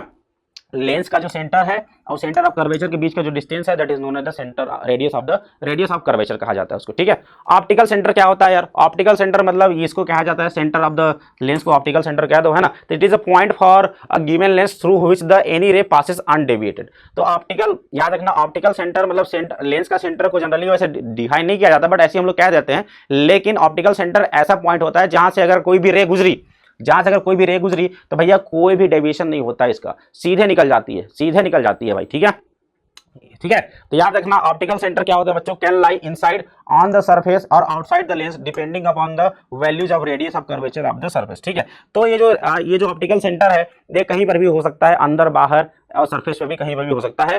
For a biconcave or biconvex lens the optical centre of the lens is located at the geometrical centre of the lens, है ना। तो बाइकॉन्केव या biconvex lens के लिए जिसके लिए हम लोग डिस्कशन करते हैं, उन सभी लेंसों के लिए जो ऑप्टिकल सेंटर होता है बिल्कुल इनके जियोमेट्रिक सेंटर पे ही लाई करता है भाई। ठीक है, चलो प्रिंसिपल फोकस अगर मैंने बताया आप सभी को कि ये दो से मिलकर बना है, दो स्फीयर से मिलकर बना है, इनके पास दो सेंटर ऑफ कर्वेचर रहेंगे, दो रेडियस ऑफ कर्वेचर रहेगा, दो फोकस रहेंगे। तो जब अब इसमें से किस फोकस को कहा जाता है, एक फोकस को कहा जाता है बच्चों प्रिंसिपल फोकस कहा जाता है। तो उसको प्रिंसिपल फोकस क्यों कहते हैं और किसको कहते हैं, तो प्रिंसिपल फोकस मतलब the beam of light coming from this point or appear to come to this point becomes parallel to the principal axis after the refraction, है ना। तो ऐसा पॉइंट जहां से लाइट रेज निकल करके लेंस से रिफ्रैक्शन के बाद पैरेलल हो जाती हैं, या फिर जहां से लाइट हमें क्या होती है बच्चों, जहां से लाइट हमें appear to come to this point, है ना, हमें जहां से लाइट इस पॉइंट से आती हुई प्रतीत होती हैं और रिफ्रैक्शन के बाद पैरेलल निकल जाती हैं, तो उस पॉइंट को कहते हैं हम लोग क्या, आप प्रिंसिपल फोकस कहते हैं। मतलब जहां से लाइट चलने पर क्या हो जाती है बच्चों, बिल्कुल पैरेलली निकल जाती है, उसको हम लोग कहते हैं प्रिंसिपल फोकस कहते हैं। ठीक है, चलिए सेकंड फोकस क्या होता है, सेकंड फोकस मतलब इन्फिनिटी से चलने वाली लाइन जहां पे मिलती है उसको हम लोग कहते हैं सेकंड फोकस, क्या कहते हैं, सेकंड प्रिंसिपल फोकस कहते हैं, है ना। इसमें भी देखो इन्फिनिटी चलने वाली लाइन इससे निकल गई, लेकिन यहाँ पे मिलती हुई प्रतीत होती है, फील होती है, इसको हम लोग क्या कहते हैं, सेकंड फोकस कहते हैं। ठीक है, चल फोकल प्लेन क्या होता है, तो वह प्लेन जहां पर जाकर के ये रेज क्या होती है बच्चों, जाकर के मिलती है, राइट। तो the rays parallel to each other but not parallel to the principal axis converge at point after passing through the lens that lies on the plane which is perpendicular to the principal axis and contains the focus of the lens। कुल मिलाकर क्या है कि principal focus के parallel नहीं, आप एक दूसरे के पैरेलल चलने वाली जब रेज है ना, जिन बिंदुओं पर जाकर के मिलती है, जैसे भाई इसके लिए यहाँ पे मिली, हो सकता है कुछ और एंगल जैसे कुछ और एंगल पे आ रही होंगी तो यहाँ पे आकर मिल रही है, कुछ यहाँ पे आगे मिल रही होगी, है ना। तो फोकस से गुजरने वाला प्लेन, ये जो प्लेन है ये फोकस पे है, ये कहाँ पे फोकस पे है ना। तो फोकस पे कहीं ना कहीं आपको हर जगह क्या मिल रहा है, ये आपको इमेज बनते हुए दिख रहा है। इस प्लेन को हम लोग कहते हैं बच्चों फोकल प्लेन कहते हैं। ठीक है, चलो इमेज फॉर्मेशन इन कॉन्वेक्स लेंस की अगर बात कर लिया जाए तो फिर से छह घटनाएं होती हैं अपने पास, 6 इवेंट्स होते हैं। तो सबसे पहला है कि इन्फिनिटी से चलने वाली रेज F2 पर जाकर मिलेंगी। इन्फिनिटी पे चलने वाली रेज कहाँ पे जाकर मिलेगी बच्चों, F2 पे जाकर मिलेंगी। और जो इमेज प्राप्त होगा वो रियल होगा, इन्वर्टेड होगा, बहुत ही छोटा होगा। दूसरा कंडीशन, जब 2f के बियॉन्ड रखी हो तो इमेज बनेगा तुम्हारा F2 और 2f2 के बीच में इमेज देखो उल्टा बन रहा है और सीधा मतलब वास्तविक बन रहा है, रियल बन रहा है लेकिन छोटा बन रहा है। तीसरा केस, जब 2f2 यानी कि सेंटर ऑफ कर्वेचर पे रखा हुआ है तो 2f2 पे ही बनेगा, जो कि रियल बनेगा, वस्तु के बराबर ही बनेगा, और क्या बनेगा, मतलब कि उल्टा बनेगा। ठीक है, अगर आपने क्या रख दिया इसको, अब 2f1 और f1 के बीच में रख दिया तो ये क्या बनेगा, 2f2 के बियॉन्ड बनेगा, थोड़ा सा बड़ा बनेगा, उससे रियल बनेगा और उल्टा बनेगा, है ना। अगर आपने फोकस पे रख दिया, f1 पे रख दिया, है ना, तो जब f1 पे रख दिया तो इमेज कहाँ बनेगा, इन्फिनिटी पे बनेगा, जो कि बहुत बड़ा बनेगा, उल्टा बनेगा और क्या बनेगा, वास्तविक बनेगा। और फाइनली जब अगर आपने इसको f1 और o के बीच में रख दिया तो इस कंडीशन में इमेज जो है बच्चों पीछे ही बन जाता है, लेंस के पीछे ही बन जाता है। इमेज तो देख रहे हो आप, बड़ा तो बन रहा है, बट क्या होगा, ये वर्चुअल इमेज होगा। कैसा होगा, ये वर्चुअल इमेज होगा और सीधा होगा और बड़ा होगा। ठीक है, तो ये 6 कंडीशन याद रखना है। इसमें भी 6वें केस में एक्सेप्शन था और कॉन्केव मिरर भी 6वें केस में एक्सेप्शन रहता था। ठीक है, चल आगे चला जाए, हम लोग बात करते हैं अब कॉनकेव लेंस के लिए, तो कॉनकेव लेंस के लिए यार दो ही घटनाएं होती हैं। तो कॉनकेव लेंस के लिए कौन कौन सी दो घटनाएं होती हैं कि अपने पास जब ऑब्जेक्ट कहां पे हो बच्चों, इन्फिनिटी पे हो। जब ऑब्जेक्ट बच्चों जब इन्फिनिटी पे हो तो कहां पे मिलता है, f1 पे प्राप्त होता है इमेज। कहां प्राप्त होता है, f1 पे प्राप्त होता है। और जब आप ऑब्जेक्ट को कहां रखते हो, कहीं भी रखते हो, इन्फिनिटी और ओ के बीच में तुम कहीं पे भी रख दो, इन्फिनिटी और ओ के बीच में तुम कहीं पे भी रख दो, तो तुमको ऑब्जेक्ट जो इमेज प्राप्त होगा वो f1 और ओ के बीच में प्राप्त होगा, जो कि सीधा रहेगा लेकिन छोटा रहेगा और वर्चुअल रहेगा। ठीक है, तो याद रखिएगा इसको। ठीक है, चलो लेंस फार्मूला की अगर हम लोग बात करते हैं बच्चों, तो लेंस की फार्मूला क्या होता है कि भैया लेंस की फार्मूला हम यहाँ पे होता है बच्चों 1/f = 1/v - 1/u। f क्या है, फोकस दूरी है, u क्या है, वस्तु की दूरी है, और v क्या है बच्चों, इमेज की दूरी होती है। ठीक है, अपना जो साइन कन्वेंशन होता है सेम साइन कन्वेंशन हम लोग यूज करेंगे। रे के चलने में प्लस है ना, और रे के अपोजिट में माइनस, ऊपर प्लस और नीचे माइनस। लेंस मेकर फार्मूला की अगर हम लोग बात कर लेते हैं बच्चों, तो लेंस मेकर फार्मूला आप सभी को देखा जाए तो आप सभी को पता है कि जो लेंस होता है बच्चों दो सरफेस से मिलकर बना होता है। इधर μ1 है, इधर μ1 है, और लेंस का मीडियम है μ2 हो जाएगा, है ना। तो पहले सबसे पहले क्या हुआ, पहले वाले सरफेस से रिफ्रैक्शन हुआ, तो पहले वाले सरफेस से रिफ्रैक्शन होने के बाद इमेज, इसके द्वारा इमेज कहां बना बच्चों, आइडेस बनेगा। अब ये आइडेस क्या करेगा, इधर वाले सरफेस के लिए किसकी तरह काम करेगा, ऑब्जेक्ट की तरह काम करेगा, और इसके बाद इसके लिए इमेज जो है बच्चों, फाइनल इमेज अपने को आई पर प्राप्त होता है। तो अपने को जो फाइनल इमेज प्राप्त होता है वो आई पे प्राप्त होता है। इसके लिए डिस्टेंस कितना है, v है, ये डिस्टेंस v1 है, ये डिस्टेंस v1 है, और ये क्या हो गया बच्चों, u हो गया। तो पहले सरफेस के लिए लगा लो, पहले सरफेस के लिए वो फार्मूला लगा लो, है ना। तो μ2/v1 - μ1/u = μ2 - μ1/r1। और दूसरे सरफेस के लिए लगा लोगे तो दूसरे सरफेस के लिए क्या होगा, μ2। दूसरा क्या होगा भैया, दूसरा तो ये हो जाएगा इसका, उसके लिए दूसरा क्या होगा, दूसरा कहां से कहां जा रहा है, लाइट अब दूसरा हमारा जा रहा है भैया ग्लास से इसमें जा रहा है ना। तो μ1/v - μ2/v1 = μ1 - μ2/r2। इन दोनों को जोड़ दो, तो जोड़ दोगे इन दोनों को तो क्या हो जाएगा, जोड़ दोगे इधर तो कॉमन नंबर ले लोगे, तो फाइनल फार्मूला अपने निकल के आता है 1/f = μ2/μ1 -1 ब्रैकेट 1/r1 - 1/r2। μ2/μ1 क्या होता है, रिलेटिव रिफ्रैक्टिव इंडेक्स, इसको हम लोग लिख सकते हैं μ-1 भी लिखा जाता है ना। तो μ-1 करोगे मतलब रिलेटिव लिखोगे। ठीक है भाई, क्लियर है। चलिए 1/r1 - 1/r2 हो गया। चलिए अब लोग बात करते हैं फटाक से मैग्निफिकेशन। अब लेंस की बात कर लिया जाए तो लेंस कितना बड़ा मैग्निफिकेशन कर पा रहा है यार, कि मतलब है ना, ऑब्जेक्ट की लंबाई ho है ना, और इमेज की हाइट कितनी हो गई, hi हो गया। तो m हो जाएगा हाइट ऑफ इमेज अपन में हाइट ऑफ ऑब्जेक्ट, यानी hi अपन में ho हो जाएगा, राइट है। और hi अपन में ho = v अपन में u होता है, = f अपन में प्लस u = f - v अपन में f होता है। ये फार्मूला आप सभी को याद रखना है, आराम से इसको प्रूव भी कर सकते हो, कोई दिक्कत वाली बात नहीं है। ये लेंस के लिए फार्मूला होता है m = hi अपन में ho = v अपन में u = f अपन में f plus u = f - v अपन में f होता है भाई। ठीक है, चलो तो यहाँ से हमारा फार्मूला पूरा निकल गया, लेंस के लिए फार्मूला होता है। और सेम टू सेम कन्वेंशन यहाँ पे भी याद रखेंगे आप सभी लोग, सेम कन्वेंशन यहाँ पे भी याद रखेंगे, जो कि कन्वेंशन हमने देखा था। एम निगेटिव मतलब image is real and inverted, positive मतलब इमेज जो है वर्चुअल है और सीधा है, एम बड़ा x से मतलब अपना इमेज बड़ा है, m = 1 मतलब इमेज और ऑब्जेक्ट दोनों बराबर हैं, और m अगर 1 से छोटा है मतलब क्या समझे, इमेज जो है बच्चों छोटा बन रहा है। ठीक है, चलिए कॉम्बिनेशन ऑफ दो थीन लेंसेज की अगर बात किया जाए बच्चों, तो दो थीन लेंस का अगर कॉम्बिनेशन किया जाए तो पहले वाले के लिए अगर देखा जाए बच्चों, पहले वाले की फोकस दूरी f1 है, दूसरे वाले की फोकस दूरी f2 है। ठीक है, तो हम लोग क्या कर रहे हैं, इस पूरे को मिला करके एक नया लेंस की तरह समझ सकते हैं इसको, जिसकी फोकस दूरी है बच्चों fe। तो जो fe होता है 1/fe इक्विवेलेंट जिसको कहते हैं हम लोग, वो 1/f1 + 1/f2 के बराबर होता है ना। पहले वाले के लिए लगा लो 1/f1 = 1/v' - u। पहले के लिए इमेज कहां बन रहा है, v' से बन रहा है, और उसके बाद इसके लिए ऑब्जेक्ट u है। दूसरे के लिए अगर बात किया जाए, दूसरे वाले लेंस के लिए अगर बात करो तो 1/f2 = है ना, अब उसके लिए इसके लिए इमेज कहां बन रहा है, v पे बन रहा है, उसके लिए ऑब्जेक्ट कौन सा काम करेगा, v' काम करेगा, राइट। तो 1/v - 1/v'। अब इन दोनों को जोड़ दो, इन दोनों को जोड़ दोगे तो अपना पूरा फार्मूला निकल के आ जाता है क्या, इन दोनों को जोड़ दो, इन दोनों को जोड़ दिया तो देखो 1/f = 1/v - 1/u, है ना। तो 1/f1 + 1/f2 = क्या बोल दिया मैंने, 1/fe = 1/v - 1/u। यानी कि यहाँ से पूरा फार्मूला समझा जाए तो अगर इन दोनों थीन लेंस को अगर कंबाइन करना है तो इन दोनों थीन लेंस को अलग अलग रिफ्रैक्शन कराने से अच्छा है कि भैया इन दोनों की फोकस दूरी के ले लो और ये फार्मूला लगा लो, यहाँ से एक नया फोकस दूरी निकाल लो और उस फोकस दूरी का क्या लगा दो, एक लेंस लगा दो, अपना काम हो जाएगा। क्लियर है। चलिए लेंस की अगर पावर की बात करें भैया, तो पावर होता है 1/f के बराबर होता है लेंस के लिए। अगर f1 बड़ा है f2 से, यानी कि पावर क्या होगा, कम होगा उससे, समझे। और इसका SI यूनिट होता है बच्चों डायोप्टर होता है, और f should be in metre. f किस में होना चाहिए बच्चों, मीटर में होना चाहिए इस पर्टिकुलर फार्मूले के लिए। ठीक है, चलो, है ना। पावर ऑफ लेंस के कन्वेक्स लेंस के लिए बात किया जाए तो कन्वेक्स लेंस के लिए फोकस दूरी क्या होता है बच्चों, पॉजिटिव होता है, इसलिए इसका पावर ही पॉजिटिव होता है। कॉनकेव लेंस के लिए फोकस दूरी क्या होता है, कॉनकेव लेंस के लिए फोकस दूरी होता है बच्चों निगेटिव, इसलिए इसका पावर भी क्या होता है, निगेटिव होता है, याद रखिएगा। ठीक है, मिरर के लिए फार्मूला होता है बच्चों पावर = -1/f। क्या होता है, माइनस का 1/f होता है। कॉन्केव मिरर के लिए फोकस क्या होता है बच्चों, फोकस दूरी होता है नेगेटिव, इसलिए इसका पावर होता है पॉजिटिव, है ना। उसके बाद अगर हम लोग बात कर लेते हैं कॉन्वेक्स मिरर के लिए, तो फोकस दूरी होता है क्या हमारा, पॉजिटिव होता है, इसलिए उसका पावर क्या होता है बच्चों, निगेटिव होता है। ठीक है, समझ में आ रहा है बात, क्लियर है। चले, तो इसी तरीके से हमारे पास बहुत सारे अगर लेंसेज हैं, अगर उनको आप कंबाइन कर देते हो तो पावर भी आपका कंबाइन हो जाएगा, है ना। तो 1/f is equal to 1/f1 plus 1/f2 plus dot dot dot 1/fn कर देना, और इस तरीके से 1/f इज इक्वल टू क्या हो जाएगा, power equivalent is equal to पहले के पावर प्लस दूसरे के पावर प्लस तीसरे के power plus dot dot dot. समझ में आ गया क्या, क्लियर है। चलो अब हम लोग चलते हैं अपना लास्ट टॉपिक, क्या है बच्चों, ऑप्टिकल इंस्ट्रूमेंट। सबसे पहले हम लोग बात करते हैं सिंपल माइक्रोस्कोप की। तो सिंपल माइक्रोस्कोप कैसा माइक्रोस्कोप होता है, ऐसा माइक्रोस्कोप जिसमें कि अपने पास केवल एक ही लेंस होता है, और इस माइक्रोस्कोप का प्रयोग करके आप किसी भी ऑब्जेक्ट को 300 गुना तक बड़ा देख सकते हैं। कितना, 300 गुना तक बड़ा देख सकते हैं। ये है अपने पास बच्चों लेंस है, यहाँ से आप किसी चीज को देख रहे हैं, ये है ऑब्जेक्ट जो कि बहुत छोटा है, इसका इमेज अपने को थोड़ा सा इतना बड़ा प्राप्त हो रहा है।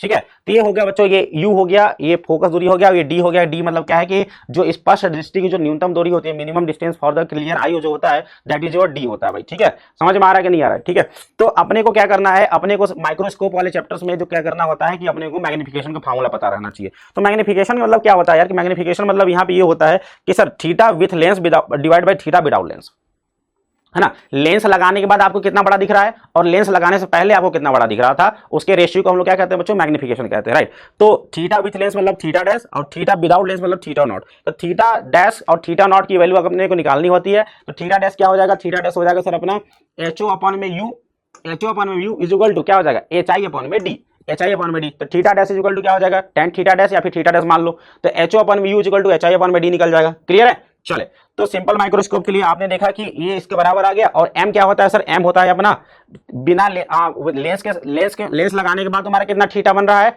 और लेंस से पहले कितना थीटा बन रहा था, राइट।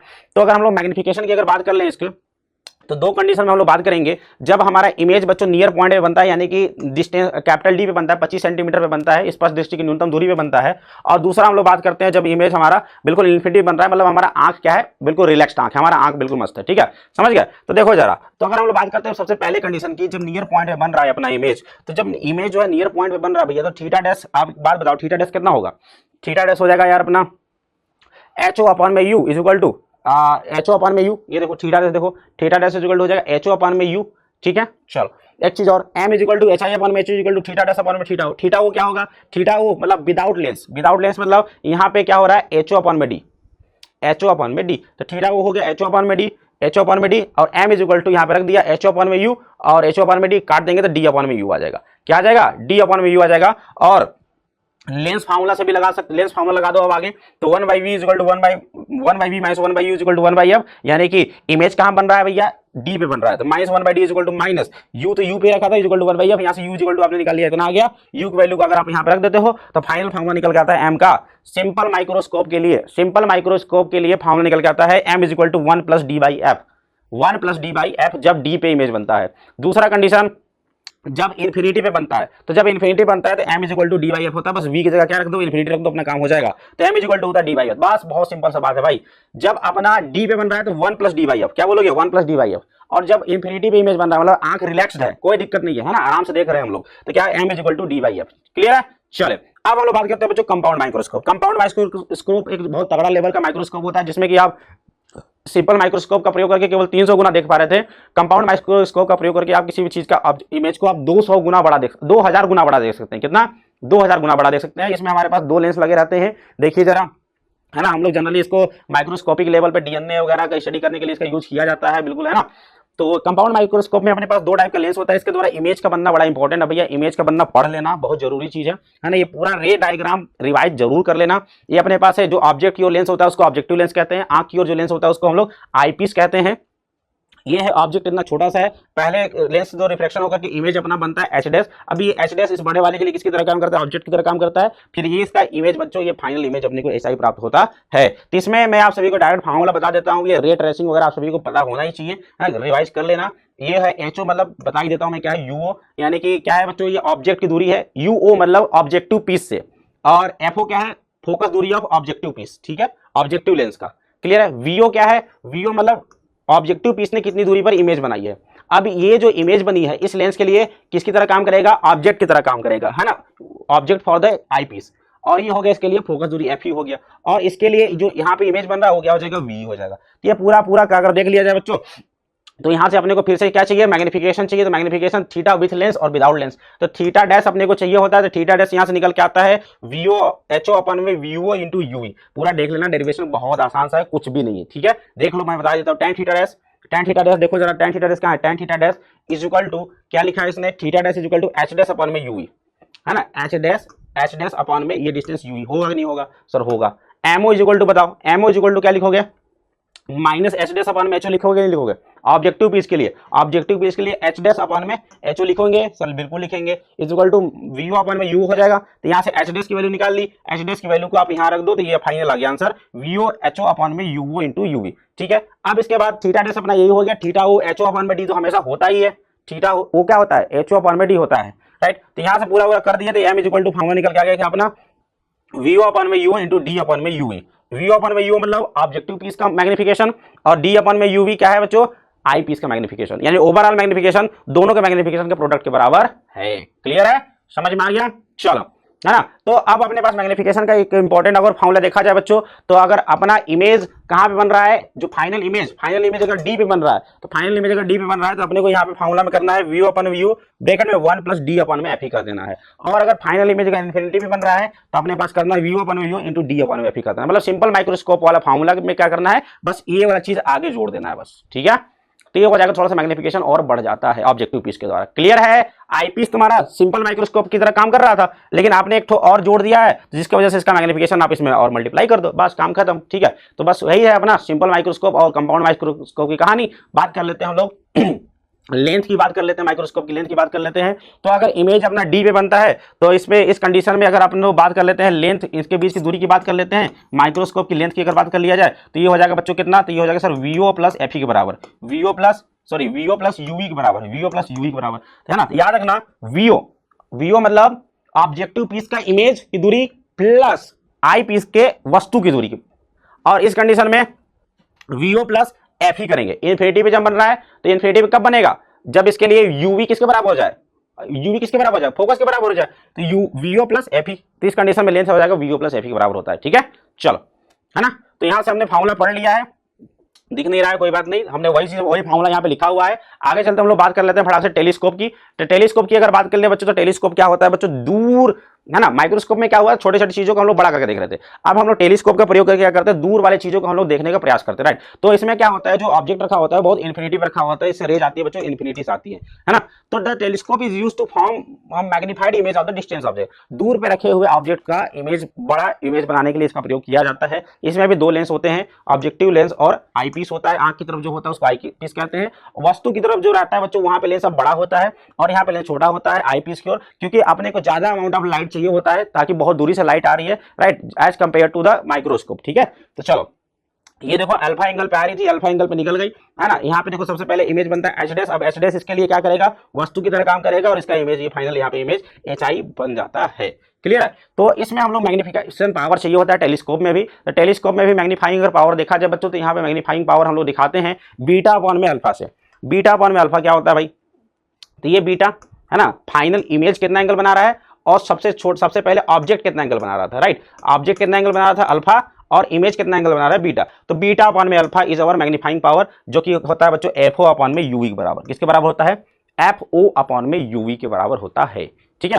tan अल्फा डैश को लिख ही सकते हो, देखो tan अल्फा को लिख सकते हो ना, एच डैश अपॉन में एफ ओ, देखो एच डैश अपॉन में एफ हो गया। tan बीटा को क्या लिख दोगे, tan बीटा को लिख दोगे तुम लोग एच डैश अपॉन में यूवी लिख दोगे, बस बीटा अपॉन में अल्फा की जगह पर रख दो, तो क्या हो जाएगा अपना एच डैश कट जाएगा, एफ ओ अपॉन में यूवी आ जाएगा, बस कुछ नहीं करना है यार, बस फॉर्मूला याद रखो, ठीक है। चलो, अब अपने पास फिर से वही दो कंडीशन, इमेज कहाँ बन रहा है, एक इमेज बन रहा है अपना डी पे बन रहा है, तो इमेज अगर डी पे बन रहा है तो फॉर्मूला क्या निकल के आता है, M P is equal F O upon में UV is equal to F O upon में F E 1 plus F E upon में डी, ठीक है। और लेंथ होता है अपना एफ ओ प्लस यूवी के बराबर, और जब इमेज अपना इन्फिनिटी भी बन रहा है तो क्या हो जाएगा, मैग्निफिकेशन पावर होता है F O plus F O by F E के बराबर होता है, magnification power F O upon F के बराबर होता है और लेंस होता है एफ ओ प्लस एफ। और ये केस बहुत इंपॉर्टेंट है, ये लास्ट केस बहुत इंपॉर्टेंट है बोर्ड पॉइंट ऑफ व्यू से, इस पे सवाल बहुत सारे बनते हैं। और ये था अपना पूरा मैग्निफिकेशन पावर का पूरा फॉर्मूला बच्चों, ये था F O plus F E length के लिए फॉर्मूला, है ना। तो यहाँ पे यही सेम चीज यहाँ पे लिखा हुआ भी है, इसको आप स्लाइड मिल जाएगा तो आप लोग देख भी लेना। एफ ओ अपन में एफ ई फॉर्मूला कब आता है, और जब डी पे बनता है तब फॉर्मूला होता है एफ ओ अपन में F E 1 plus F E upon में डी होता है, ठीक है। तो ये पूरा एक नंबर का टेबल आप सभी के लिए दिया हुआ, ये टेबल मतलब यार पूरे कहानी जो अभी तक हमने पढ़ा, पूरा कहानी का समरी दिया हुआ है, इसको तुमको रट लेना है, बस यही काम का है पूरे टेलीस्कोप में। और टेलीस्कोप द्वारा इमेज का बनना जरूर 2-3 बार प्रैक्टिस कर लेना बोर्ड के लिए, है ना, क्योंकि सीधे आ जाता है क्वेश्चन कि भैया इमेज डायग्राम बना दो, उसका इमेज कैसे बनता है, ठीक है। और उसके बाद जो सवाल वाला आएंगे, जो हम लोग सवाल करने भी वाले हैं, तो ये भैया ये सवाल के लिए ये फार्मूले प्रैक्टिस कर ही लेना, फार्मूला लिख लेना, याद कर लेना, ठीक है। तो ये था बच्चों हमारा कंप्लीट सेशन रे ऑप्टिक्स का। तो उम्मीद करता हूँ आप सभी को फास्ट रिवीजन हो गया होगा, है ना। खैर हमने बहुत सारी चीजों को मतलब पूरा डिटेल में नहीं पढ़ा, बट क्या है कि 1 घंटे में कंप्लीट करना था तो फटाफट कंप्लीट हो गया। चलो सेशन को क्या कर देना है, लाइक कर देना और चैनल को सब्सक्राइब कर देना। मिलते हैं नेक्स्ट वीडियो में, ठीक है। Bye bye, take care.